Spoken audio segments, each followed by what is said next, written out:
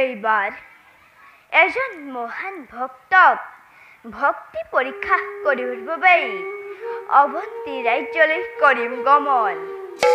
অৱন্তী ৰাজ দুৰ্মথেন আমাৰ মহাভক্তৰ পৰম ধাৰ্মিক। তেওঁক ভক্তি পৰীক্ষা কৰি জগতবাসীক বুজাই দিম ভক্তৰ ভক্তিৰ মহিমা। কোনো কালেই কোনো বিন্দু মানো ক্ষয় কৰিব নোৱাৰে। তেওঁ যদি আমাৰ পৰীক্ষাত সফল হয় তেন্তে জগতত অক্ষয় কীৰ্তি লভি দেহান্ত স্থান দিম আমাৰ সান্নিধ্যত। হৰি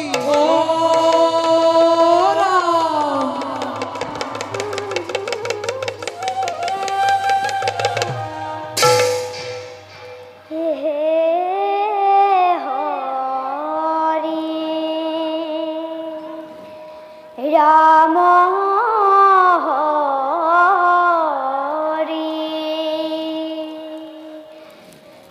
অনন্ত মুৰাৰি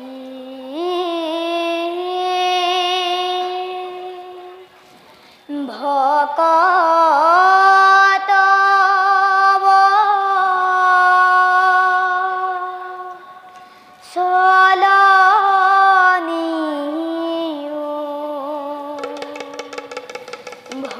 ভকত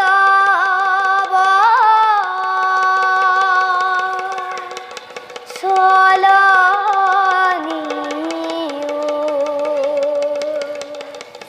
সেবক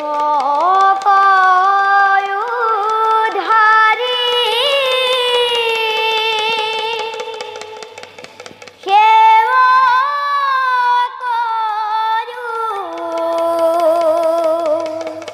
ধাৰি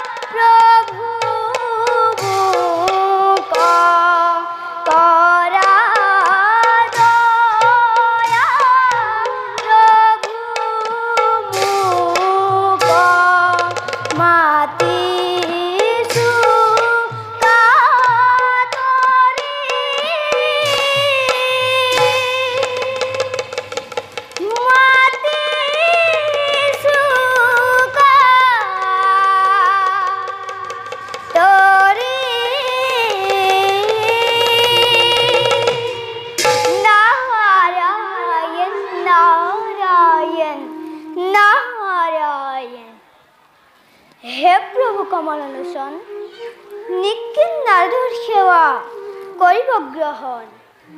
উঠা দেৱঋষি তুষ্ট মই তোমাৰ ভক্তিৰ উপযুক্ত সময়তে তুমি হৈছা উপস্থিত। দেৱঋষি প্ৰভু এইবাৰ এজন মহান ভক্তক ভক্তি পৰীক্ষা কৰিবৰ বাবে তোমাক কোন হৈছে অধিক প্ৰয়োজন? নাৰায়ণ নাৰায়ণ কওকচোন প্ৰভু কোন সেই ভাগ্যবান পুৰুষ যাৰ ভক্তিৰ পৰীক্ষাত এই জগতত প্ৰতিষ্ঠা হ'ব পুনৰ ধৰ্মৰ মহিমা। শুনা দেৱঋষি প্ৰভু এইবাৰ পৰীক্ষা হ'ব অৱন্তী ৰাজ দুৰ্মথেনৰ। দুৰ্মথেনৰ প্ৰভু অৱন্তী ৰাজ দুৰ্মথেন দেখোন আপোনাৰ পৰম ভক্ত। তেনেস্থলত তেওঁৰ এই ভক্তিৰ পৰীক্ষা একোকেই নুবুজিলো প্ৰভু।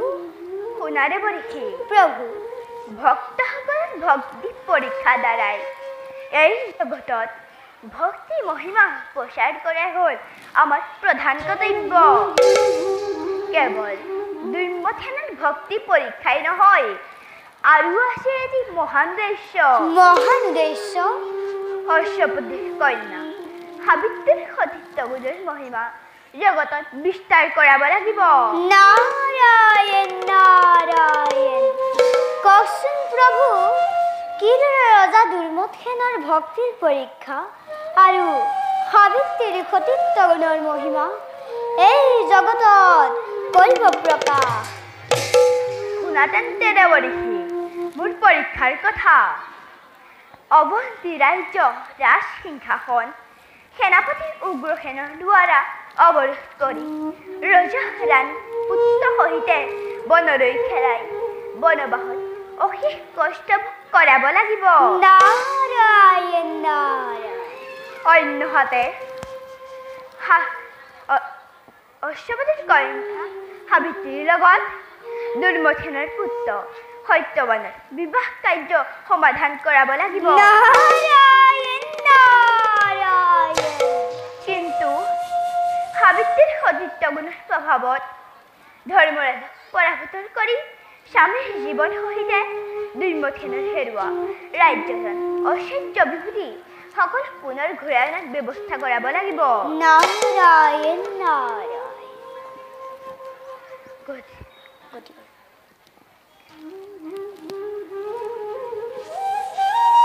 গতিকে দেৱৰ্ষি প্ৰভু, তুমি মোৰ এই সকলো কাৰ্যত সহায় কৰিব লাগিব।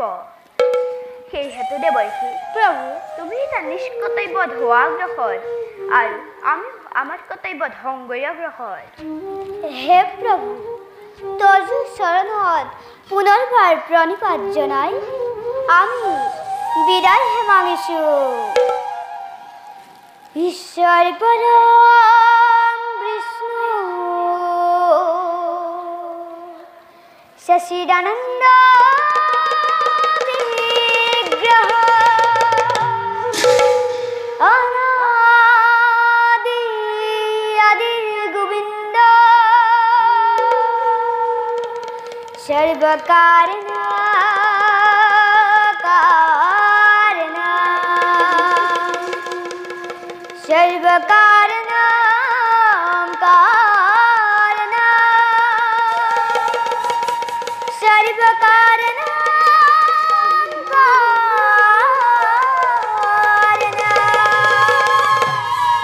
নারায়ণ নারায়ণ নারায়ণ। বৈকুণ্ঠর ভবনে দেখিলু নয়নে দেবনারায়ণ হরি প্রভুরা তুলছ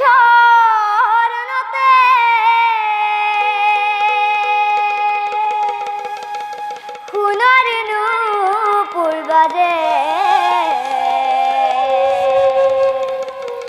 নজু নজুনা করি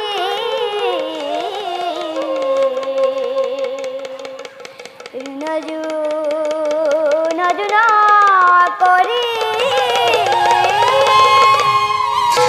নারায়ণ নারায়ণ নারায়ণ। প্রভু ভগবন্ত অনন্ত ঈশ্বর প্রপন্ন জনতারণ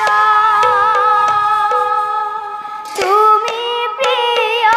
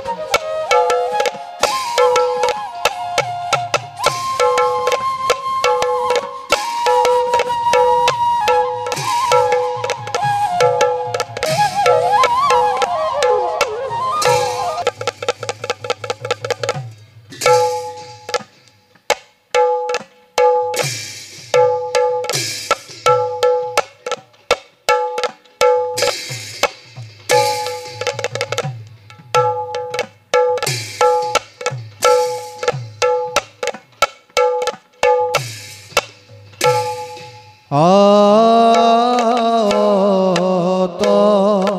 সভার মাঝে দুর্মথের রাই আরে আনন্দিত মনে চলে হরি গুণ গাই আরে আনন্দিত মনে চলে হরি গুণ গাই আরে হিমতে পাইলা গয়া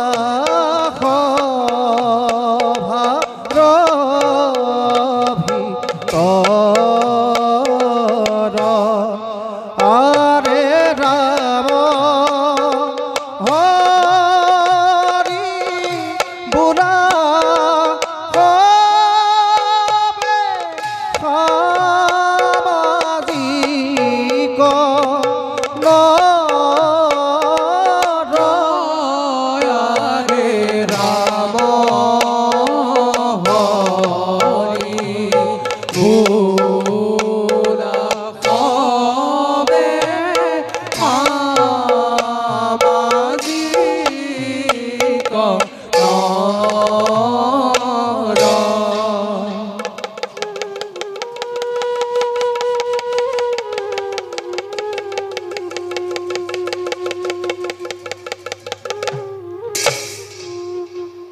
মহামান্য মন্ত্ৰীবৰ আছে নে কুশলে মোৰ ৰাজ্যৰ প্ৰজাগণ কৰিছে নেকি কোনোবাই বিদ্ৰোহ আচৰণ দিয়ক দিয়ক মোক ৰাজ্যৰ সঠিক সংবাদ মহাৰাজ অৱন্তীৰ সকলো প্ৰজাই শান্তিৰে কৰিছে বা কোনেও কৰা নাই বিদ্ৰোহ আচৰণ তাৰ বাবে আপুনি কোনো চিন্তা নকৰিব মহাৰাজ শুনি সন্তোষ পালো মন্ত্ৰীবৰ মহাৰাজ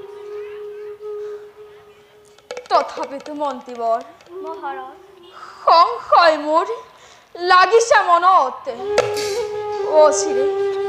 অচিৰে ঘটিব যেন ৰাজ্যত মহা অঘটন মহাৰাজ ৰাজ্যৰ সকলো গৌৰৱ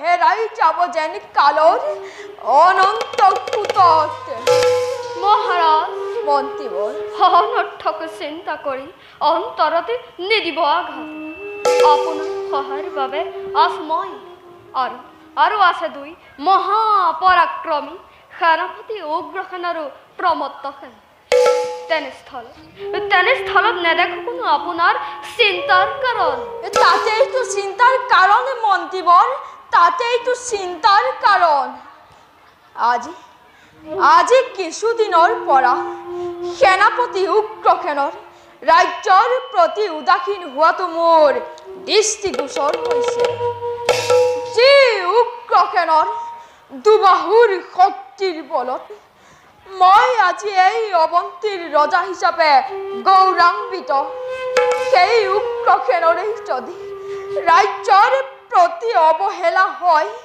তেনেহলে ৰাজকাৰ্যসূচীৰে চলিব কেনেকৈ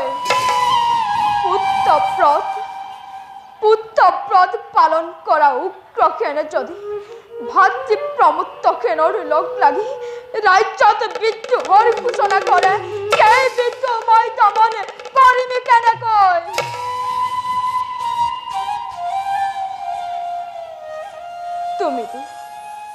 তুমিতো জানাই মন্ত্ৰী মহাৰাজ পৰৰ বিদ্ৰোহ কঠোৰ হাতেৰে দমন কৰিব পাৰি কিন্তু গৃহ কন্দল দমন কৰাটো ইমান সহজ নহয় মন্ত্ৰীবৰ ইমান সহজ নহয় মহাৰাজ মন্ত্ৰীবৰ তেনে চিন্তা সমলে নানিব মনতে উগ্ৰখনে নিশ্চয়নে ভুল নকৰে কদাপি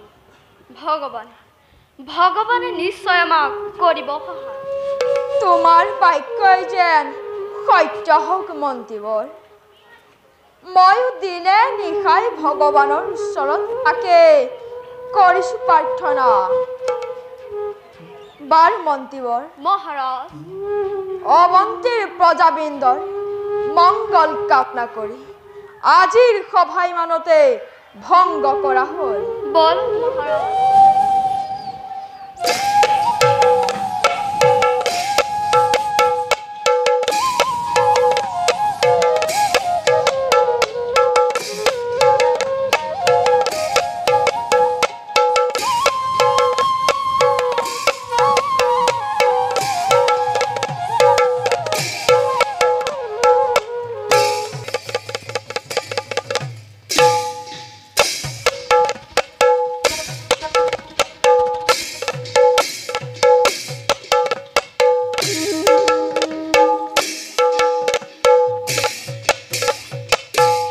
অরে সভা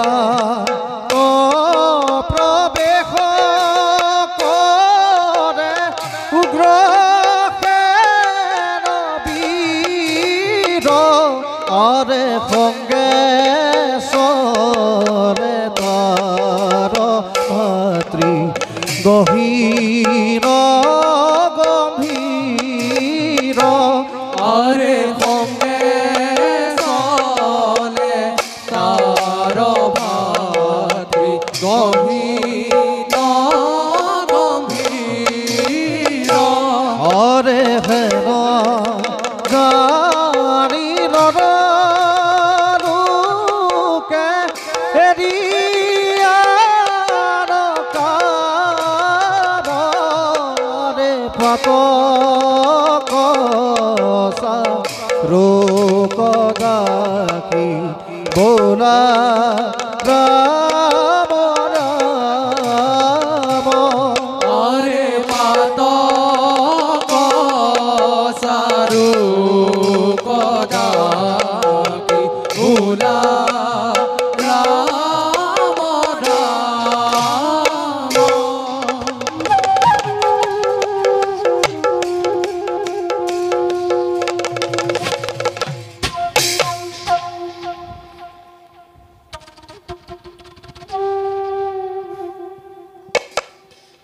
ওই প্রমত্তখেন দাদা যে উগ্ৰখনৰ দুবাহুৰ শক্তিত এই অৱন্তী ৰাজ্য আজি হৈছে নিষ্কণ্টক যি প্ৰমত্তখেনৰ ৰাজভক্তিৰ প্ৰভাৱত আজি পৰ্যন্ত ৰাজ্যত বিদ্ৰোহৰ অগ্নিশিখা প্ৰজ্বলিত হোৱা নাই ইমানৰ পিছতো এইখন ৰাজ্যত ৰজা হ'ব লাগিছিল কোন আৰু হৈছে কোন আমি দিনে নিশাই শত্ৰুৰ লগত সংগ্ৰাম কৰি কৰি এইখন দেশৰ ভৱিষ্যত সুৰক্ষিত ৰাখিছো হয় দাদা কিন্তু এইখন দেশৰ স্বাৰ্থপৰ ৰজাদম্যখনে পত্নী পুত্ৰ সম্বন্ধিতে ৰাজ কাৰেঙত বহি ৰাজ সুখ ৰাজ ঐশ্বৰ্যত মতলীয়া হৈ পৰিছে নাই নাই আৰু মই সহ্য কৰি থাকিব নোৱাৰো গতিকে ভাই দাদা আজি মই এক সিদ্ধান্ত গ্ৰহণ কৰিছো দাদা তোমাৰ এই সিদ্ধান্তৰ বাবে মই বহুদিন ধৰি অধীৰ অপেক্ষা কৰি আছিলো মাথো তুমি এই অৱন্তী ৰাজ্যৰ প্ৰধান সেনাপতি হোৱাৰ বাবে মই মোৰ মনৰ কথা তোমাৰ আগত ব্যক্ত কৰা নাছিলো কিন্তু আজি সময়খন মিলিছে যেতিয়া শুনা দাদা মোৰ অন্তৰৰ খুব উদ্বেদনা প্ৰবঞ্চনা অ দাদা প্ৰবঞ্চনা কৰিছে আমাক অৱন্তী ৰাজনে আমি নিজৰ জীৱন শত্ৰুৰ হাতত বিপন্ন কৰি ৰাজ্যৰ পাছত ৰাজ্য জয় কৰি যাম আৰু এইখন দেশৰ স্বাৰ্থপৰ ৰজা সেই দুৰ্মদখেনে ৰাজসিংহাসন অধিকাৰ কৰিব আৰু আমি তেওঁৰে আজ্ঞাবাহী হৈ কাম কৰি যাম। নাই নাই আৰু মোৰ সহ্য নহয়। আজ্ঞা দিয়া দাদা, পাখণ্ড দুৰ্মদ সেনক ৰাজসিংহাসনৰ পৰা আজুৰি আনি শিৰচ্ছেদ কৰি এই বিশাল অৱন্তী ৰাজ্যৰ ৰাজসিংহাসন মই গতাও তোমাৰ। শান্ত হুয়া ভাই, উত্তেজিত নহবা। উত্তেজনার বশবর্তী হয়ে কোনো কার্য করিলে সম্পাদন সেই কার্য ফলবর্তী নহয় কদাপি। গতিকে ভাই, এই ক্ষেত্ৰত আমি ধীৰে সুস্থিৰে আগবাঢ়িব লাগিব। শুন মোৰ সিদ্ধান্তৰ কথা। প্ৰথমে ৰাজ্যৰ ৰাজমন্ত্ৰী উপকৰ্ণক এই ৰাজ্যৰ লালসা দেখুৱাই এই বিদ্ৰোহৰ পাতনি মেলিব লাগিব। মন্ত্ৰীৰ সহায়তে ৰজাক পত্নী পুত্ৰ সহ চিৰবন্দী কৰিব লাগিব অন্ধকাৰ কাৰাগাৰত। আৰু তাৰ পিছত অন্যায়ভাৱে হলেও মন্ত্ৰীক বধ কৰে হস্তগত কৰিব লাগিব অৱন্তীৰ ৰাজসিংহাসন।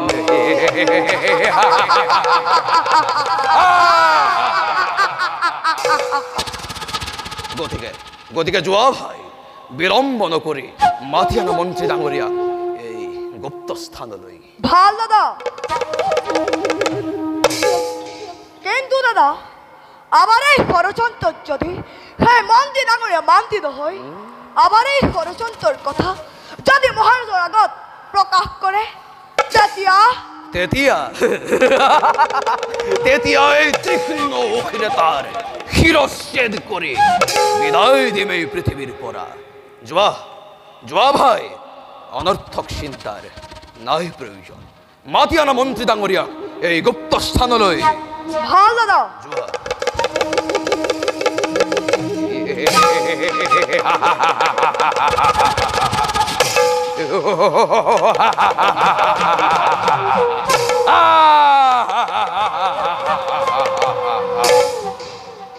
দুম্নত খান, এইবাৰ হবি সাবধান।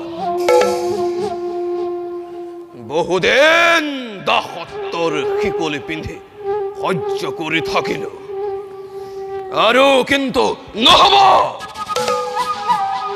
এইবাৰ এই দাসত্বৰ বান্ধোন ছিঙে নিদ্ৰিত সিংহই গৰজি উঠিছে। তোৰ বক্ষ বিদাৰে তোৰ উত্তপ্ত শুনিতৰে মই মোৰ দুয়ো হাত কৰিম ৰাঙলি।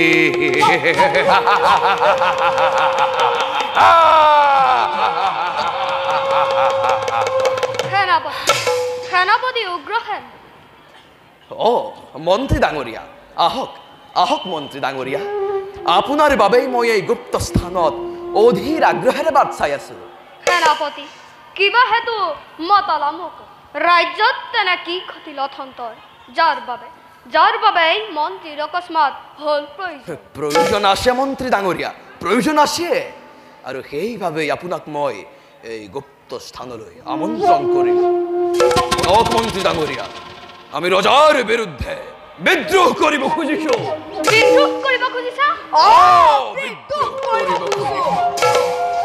আজি বহুদিন মোৰ অন্তৰত উমি জ্বলি থকা বিদ্ৰোহৰ অগ্নিশিখা আজি দপ দপ কৰি জ্বলিব লাগিছে।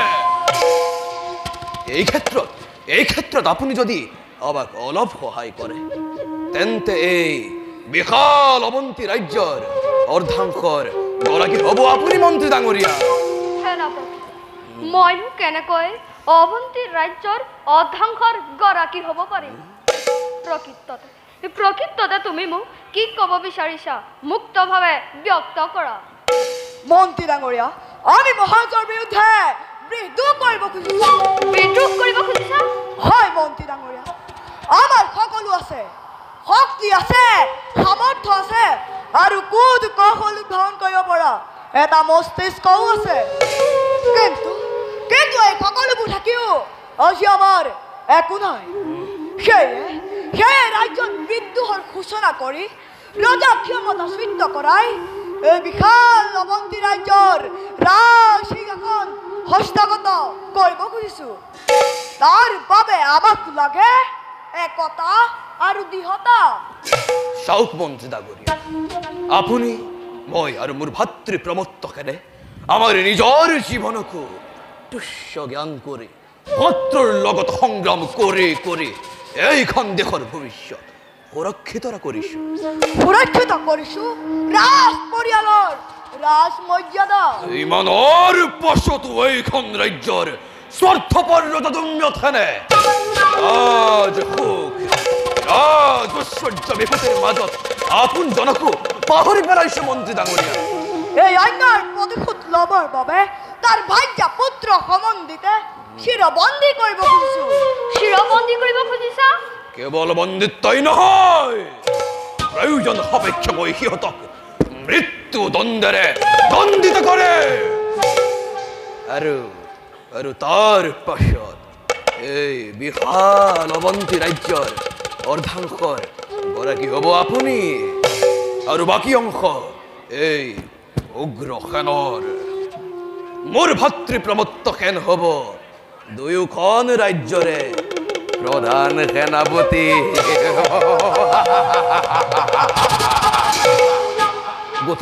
গতিকে কওক মন্ত্ৰী ডাঙৰীয়া আপোনাৰ মতামত কি কওক মন্ত্ৰী ডাঙৰীয়া কওক মন্ত্ৰী ডাঙৰীয়া আপোনাৰ মতামত কি কওক মন্ত্ৰী ডাঙৰীয়া কওক মন্ত্ৰী ডাঙৰীয়া মতামতৰ নাই আৱশ্যক মতামতৰ নাই আৱশ্যক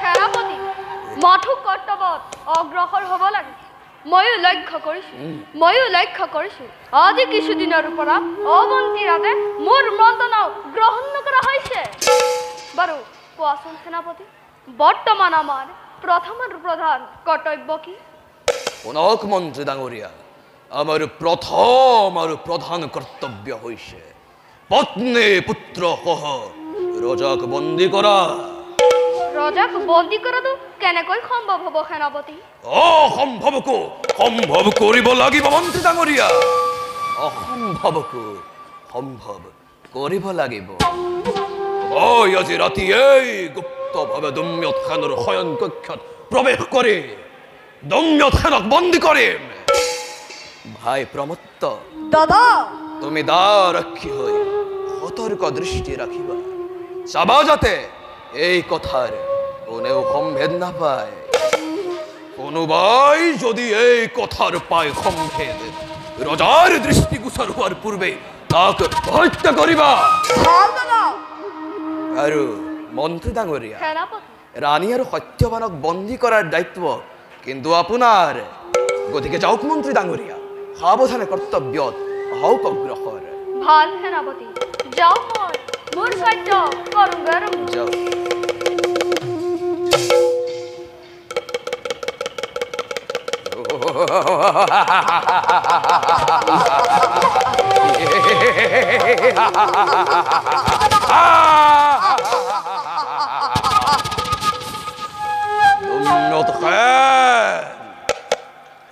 আজি তোক নিদ্ৰিত অবস্থাত বন্দী কৰি এনে শাস্তি মই কৰিম বিধান যে শাস্তি দেখি বনৰ পশু পক্ষীয়েও চকুলো টকিব আজি তোক এনে শাস্তি মই কৰিম বিধান যে শাস্তি দেখি মাতৃৰ গৰ্ভত থকা সন্তানেও চিঞৰি উঠিব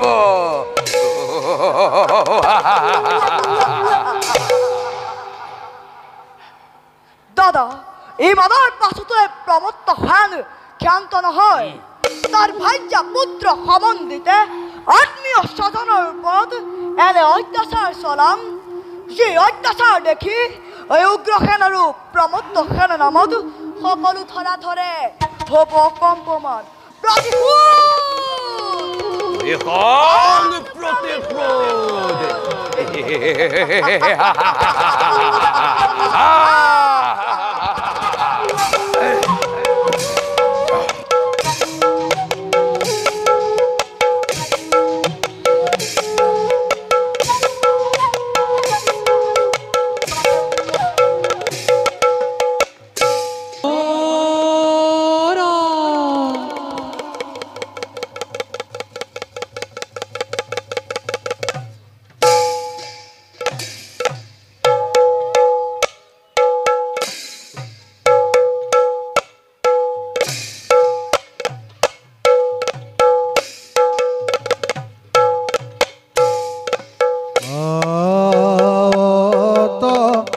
সভা মাঝে ৰানী ইন্দুমতী সঙ্গে চলে সত্যবান ধীৰ স্থিৰয়তী ব্যংগে চলে সত্যবান ধীৰ স্থিৰয়তী ধীৰ স্থিৰয়তী এহি মতে পাইলা গয়া সভাৰ ভিতৰ সামাজিক লোকে ডাকি বুঢ়ানীৰ অন্তৰ সামাজিক লোকে ডাকি বুঢ়ানীৰ অন্তৰ বুঢ়ানীৰ অন্তৰ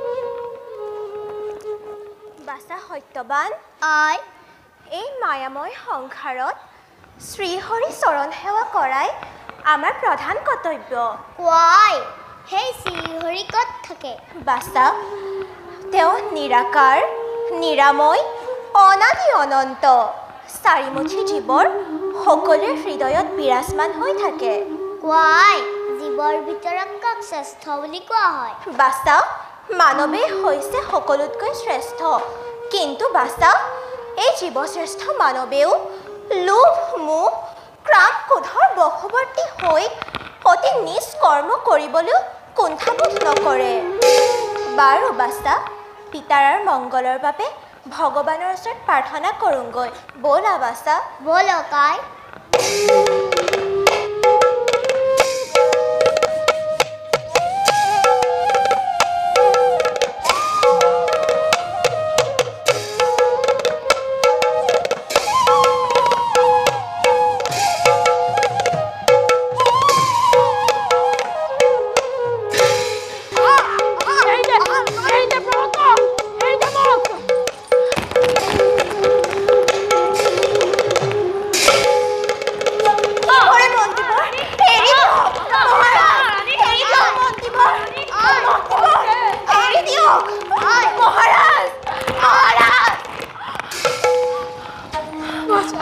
মহাৰাজ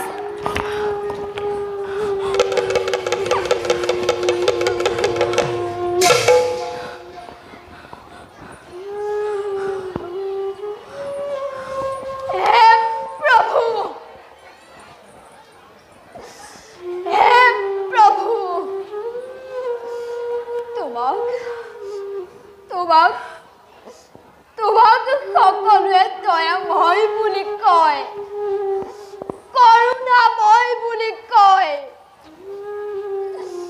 তুমি যদি প্ৰকৃততে দয়াময় হোৱা তেনেহলে এই দৈম্যতী সেনৰ প্ৰতি তুমি কিয় ইমান নিৰ্দয় হলা প্ৰভু যি দৈম্যতী সেনে কেৱল দিনে নিশাই তোমাৰ চৰণ বন্দনা কৰিছিলো সেই দৈম্যতী সেনকে তুমি এনে কষ্ট দিছা প্ৰভু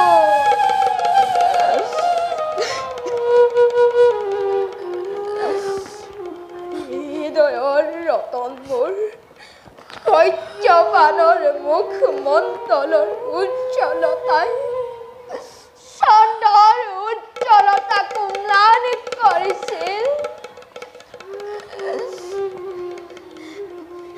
যি ভাষা সত্যবানে মোৰ শয়ন কৰিছিল ৰাজ কাৰেঙৰ সোণৰ পালেঙত সেই ভাষা সত্যবানৰ আজি এনেকুৱা অৱস্থা উগ্ৰসেন নৰ পিশাচ উগ্ৰসেন এবাৰ যদি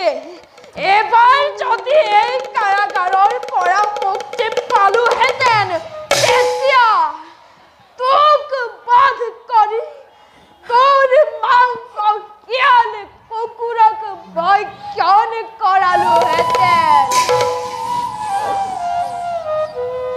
কিন্তু বিতুষ্ট নিয়তি আজি এই দৈম্যত সেনৰ প্ৰতি ৰাণী নাথ এই কাৰাগাৰৰ পৰা ওলাই যোৱা কোনো পথেই নাই ৰাণী কোনো পথেই নাই মই বৰ অস্থিৰ হৈ পৰিছো ৰাণী মই বৰ অস্থিৰ হৈ পৰিছো শান্ত হওক নাথ অধৈৰ্য নহব বিপদত ধৈৰ্য ধৰাজনে জ্ঞানীজনৰ কাম দয়া মায়াহীন উগ্ৰসেন এই কণমানি পোনাকণৰ প্ৰতিও তোৰ অলপো দয়া নুপুজিল নাবালক বুলি তাক তই নকৰিলি ক্ষমা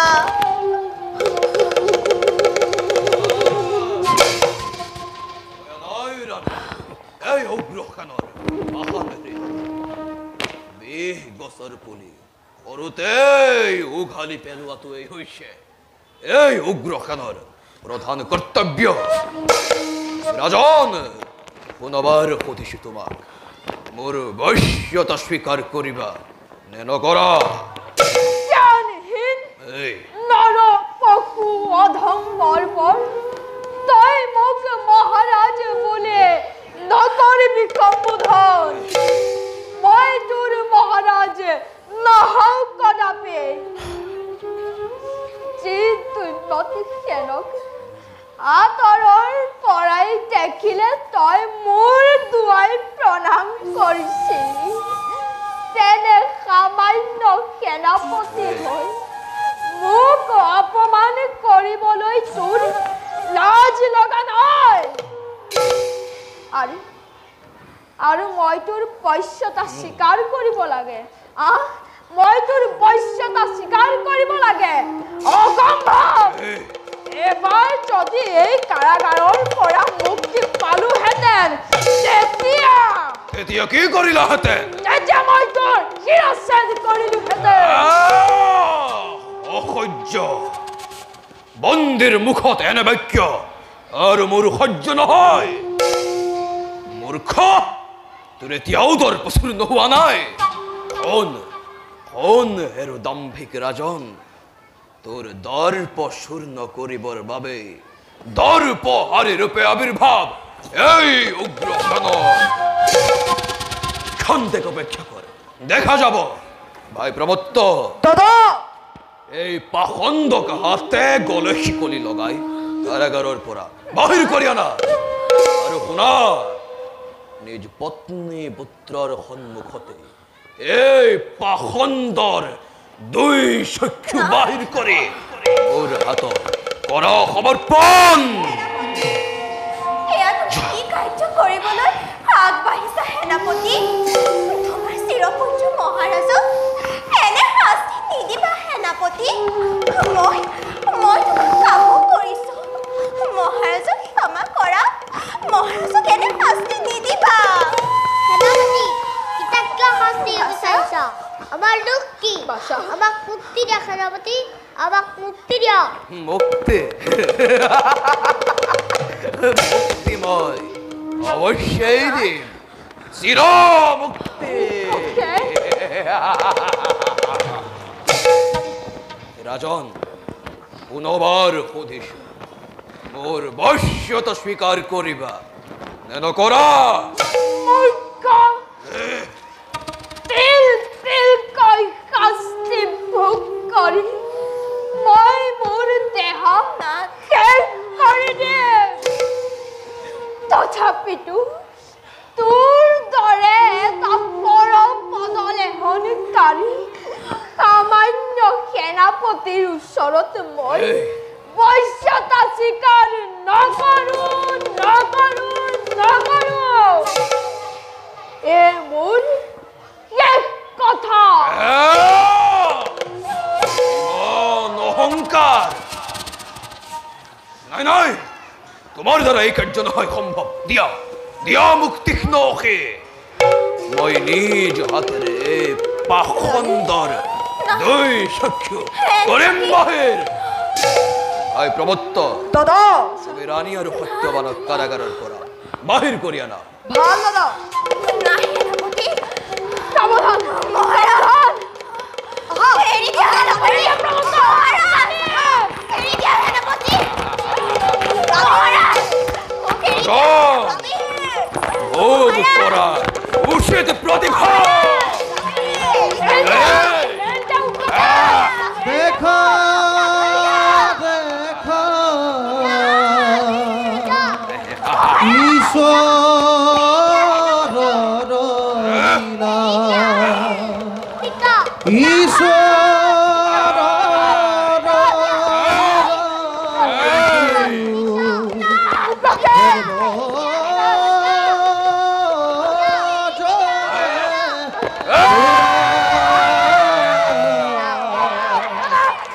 ঈশ্বৰৰ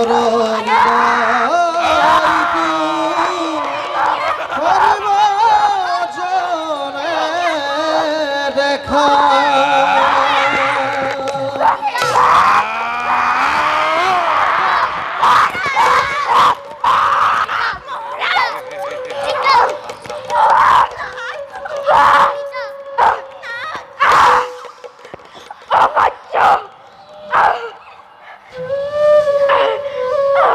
দম্ভিক ৰাজন, পুনৰবাৰ সুধিছো তোমাক, মোৰ বশ্যতা স্বীকাৰ কৰিবা নে নকৰা?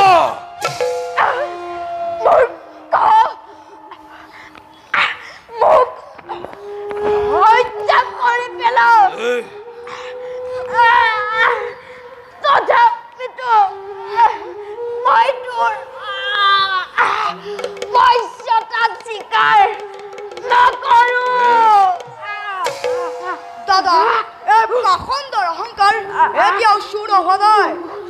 অনুমতি দিয়া দাদা, এই পাখন্দক হত্যা কৰি মোৰ মনৰহে মৰণ। কি কৰা প্ৰমত্ত? উন্মাদ ৰজা সৰ্বদা পৰীক্ষা কৰা। শান্ত হোৱা ভাই। এই পাপাত্মাক এনে শাস্তি দিলে উচিত শাস্তি বিধান নহয় কদাপি। তাৰ পৰিৱৰ্তে হতক কুবাই ৰাজ্যৰ পৰা বাহিৰ কৰি দিয়া। সেনাপতি, তুমি আমাক এনে শাস্তি নিদিবা সেনাপতি। অন্ধ ৰজা নাবালক পুত্ৰক লৈ মই কলৈ যাম সেনাপতি? মই কি কৰিম? কোন যোৱা বনবাসী হৈ? এইখন আমাৰ ৰাজ্য। কাৰণ এখন ৰাজ্য ত্যাগ কৰিছো। আমি কিয় যাম বনবাসী হৈ? মুখ বন্ধ কৰ, মুখ বন্ধ কৰ হে বন্ধ কালো। চাও বাৰু আজি তোক কোনে ৰক্ষা কৰে মোৰ হাতৰ পৰা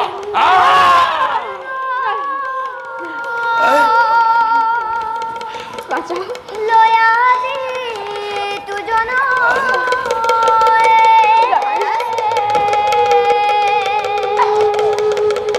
হৰিৰ চৰিত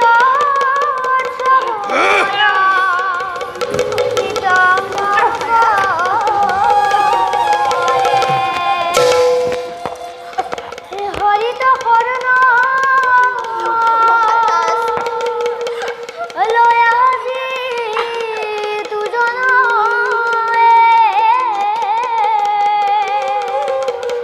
হৰিৰ চৰিত নাৰায়ণ নাৰায়ণ ৰানী ৰানী তোমালোকৰ এনে দশা কোনে কৰিলে উহ, ভগৱান তোমাৰ কি যে অদ্ভুত লীলা তোমাৰ ভক্তক তুমি কিয় এনে দশা কৰিলা প্ৰভু দেৱৰ্ষি মূৰ্খ উগ্ৰসেনে স্বামী চকু কাহিও ক্ষান্ত নহয় আমাক ৰাজ্যৰ পৰা বহিষ্কাৰ কৰিছে দেৱৰ্ষি এই বিপদৰ সময়ত আমাক ৰক্ষা কৰোতা কোনোৱেই নাই আমাক ৰক্ষা কৰক দেৱৰ্ষি আমাক ৰক্ষা কৰক দেৱৰ্ষি প্ৰকৃততে মই যদি পিতাৰ পুত্ৰ হওঁ সেই উগ্ৰসেনাৰ অত্যাচাৰৰ প্ৰতিশোধ এদিন নহয় এদিন লৈহে মাথো আপুনি এই বিপদৰ পৰা উদ্ধাৰ কৰক ৰাজন দেৱৰ্ষি বেজাৰ নকৰিব মই নিশ্চয় সহায় কৰিম বৰ্ষ সত্যৱান তুমি পিতাৰ বন্ধন মুক্ত কৰি দিয়া ব'লা এতিয়া তোমালোকক মই নিৰাপদ স্থানলৈ লৈ যাম ৰাণী মহাৰাজক ভালদৰে ধৰি লোৱা হে দীনবন্ধু হৰি তুমি মহাৰাজ মহাৰাণী আৰু সত্যৱানক কৃপা কৰিবা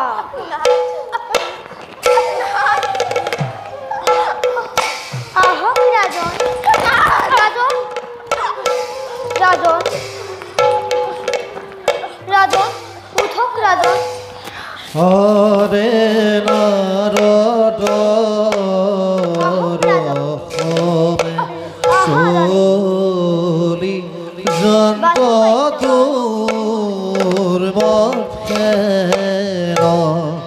হৰে হৰে